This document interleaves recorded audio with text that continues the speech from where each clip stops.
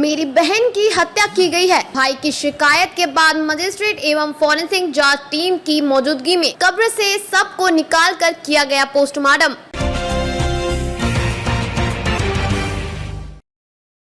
नमस्कार, मैं खुशी और आप देख रहे हैं दैनिक नजर, सीधी और सच्ची खबर। आइए नजर डालते हैं आज की बड़ी खबर पर।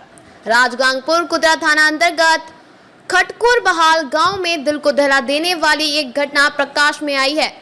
परिवार वालों द्वारा थाने में दर्ज प्राथमिकता के आधार पर युवती के निधन के बाद दफनाए गए शव को 2 दिन बाद आज मजिस्ट्रेट और फॉरेंसिक जांच टीम की मौजूदगी में गमहीन माहौल में कब्र से शव को निकालकर फॉरेंसिक टीम ने जांच शुरू कर दिया है।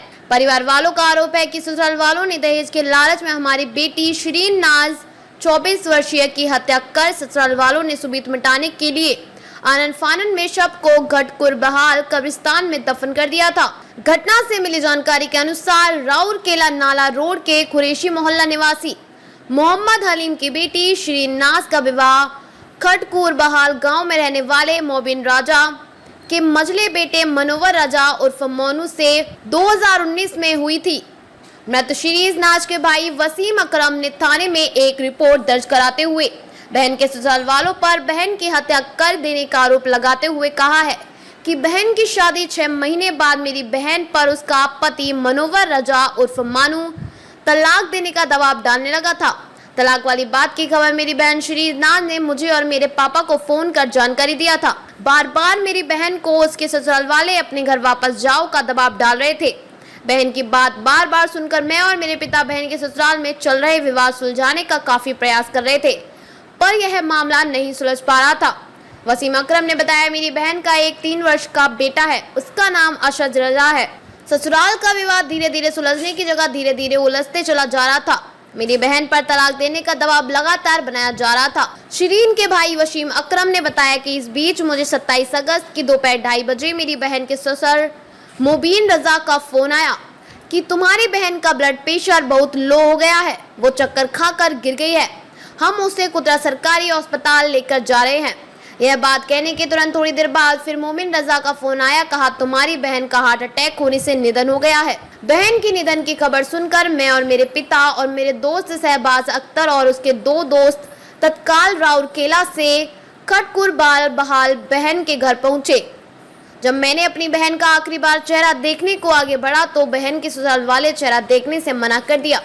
मेरे पिता और मेरे दोस्त जब सबने बहन का चेहरा देखने की बार बार जिद करते रहे, तब मोबिन रजा के परिवार वाले हमारे ऊपर हावी हो गए। बहन का चेहरा देख नहीं पाने से हम पूरी तरह मायूस और हताश हो गए थे। मेरी बहन को जल्दीबाजी में दफन करने को उसके ससुराल वालों ने पूरी तैयारी कर ली थी।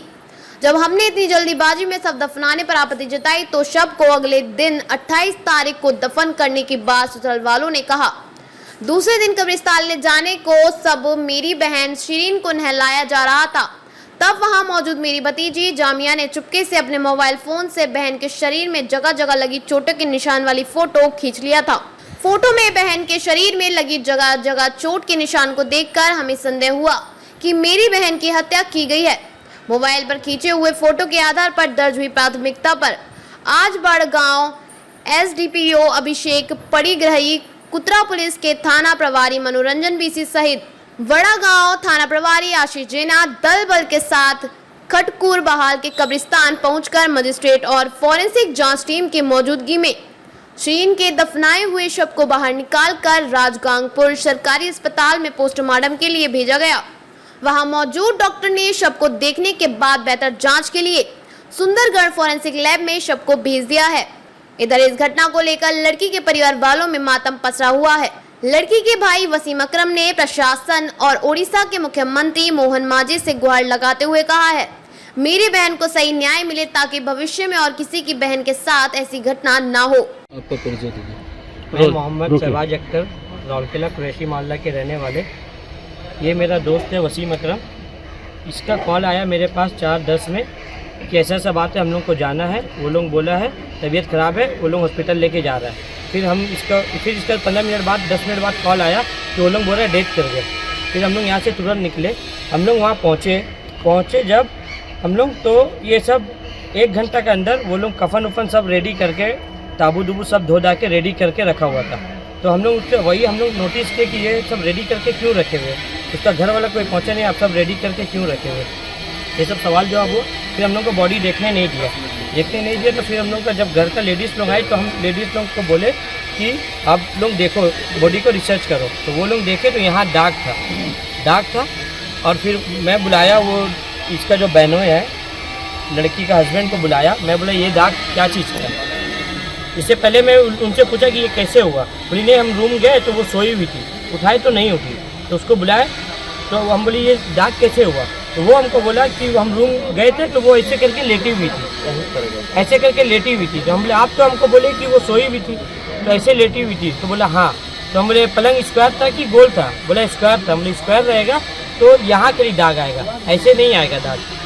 वो हो गया, फिर वो उस बात में आर्गूमेंट होने लगा। तो उसके बाद बात होते तो ये लोग रात में हम लोग को 1 बजे बताया, जब हम लोग देखे दाग हो तो ये लोग बार बार बोल रहा था कि 8 बजे डेड बॉडी को कब्रिस्तान ले जाएंगे। तो हम लोग फिर जब दाग देखे हम लोग बोले कल होगा, जो भी होगा कल होगा। फिर रात में हम लोग एक मीटिंग बैठा, हम लोग जब बोले कि पोस्टमार्टम हम लोग कराएंगे, तब वो लोग रात को 1 बजे कि 12 बजे हम लोग को बोले कि नहीं वो ना सुसाइड था। हम लोग बोले क्या हुआ था, वो बोले कि वहाँ हम लोग रूम गए थे, देखे वो फांसी में लटकी हुई थी। हम उनको क्वेश्चन किए कि फांसी में कैसे लटकी हुई थी वो, तो वो बोला कि वो चुन्नी था, तो चुन्नी होता है मोटा, इसमें जो दाग था मेरे पास जो फोटो, इसमें जो दाग था वो रस्सी का दाग था, तो इसमें वो इसके फंस गया। उसके बाद हम पूछे कि रूम में पहले कौन गिरा, वो बोला हाँ मैं मेरा भाभी उसको उतारे। नहीं, चुन्नी को किस में बांधे? चुन्नी को पंखा में बांधा हुआ था, गला में बांध के पंखा में बांधा हुआ था।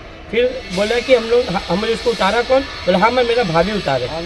तुरंत हम लोग गए। घर का फ़ोन नंबर से कॉल जब आया था, जब हम लोग फ़ोन वहाँ पर ही ढूंढ रहा था, तो उसका घर का फ़ोन नंबर से फ़ोन आता है तो उसका नंबर सेव दिखाता है। उसका हस्बैंड कॉल किया था, उसका देवर कॉल किया था, उसका नंबर सेव था।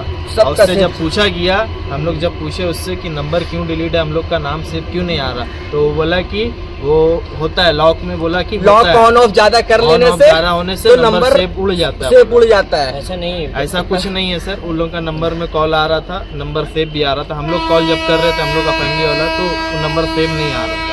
ठीक, थैंक यू।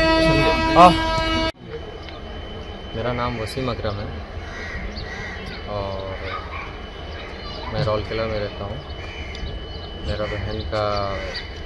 मेरा मम्मी का नाम यास्मीन परवीन है, मेरा अब्बू का नाम मोहम्मद अलीम है। मेरे छोटी बहन का शादी कराए थे खटकुल बाहर में, छोटी बहन का खटकुल बाहर में शादी कराए थे 2019 29 अक्टूबर को निकाह करवाए थे।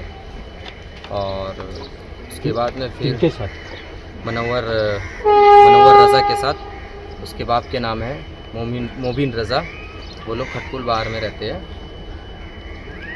कल क्या जो घटना हुआ है कैसे हुआ,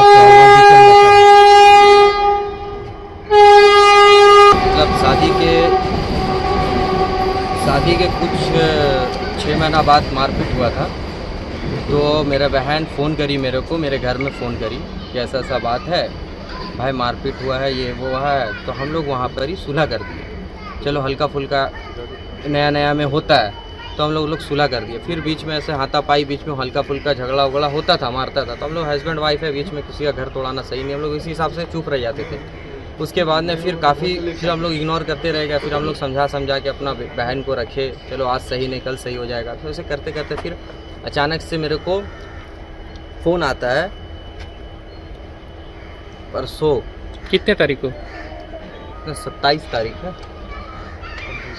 26 तारीख को आता था, 27 अगस्त को शाम को 4:10 में फ़ोन आता था। फ़ोन आया है, 1 मिनट 19 सेकंड बात हुआ है, 1 मिनट 19 सेकंड बात हुआ है। पहला फ़ोन आया मेरे पास कि उसके ना ही उसका बेटा फ़ोन मेरे को किया, ना ही मतलब मेरा बहनोई फ़ोन किया, मानू रज़ा।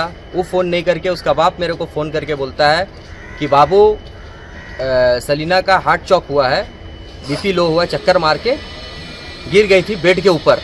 हम लोग हॉस्पिटल लेके उसको चले गए, हॉस्पिटल लेके जा रहे, बोला हॉस्पिटल लेके जा रहे हम लोग। हम बोले ठीक है हॉस्पिटल लेके मत जाइए, रौलकेला डायरेक्ट हॉस्पिटल लेके आइए आप, ठीक है। तो बोला फ़ोन तुरंत काट दिया। हम इतना बोला तो फ़ोन तुरंत, बोला देखते हैं, फ़ोन तुरंत काट दिया।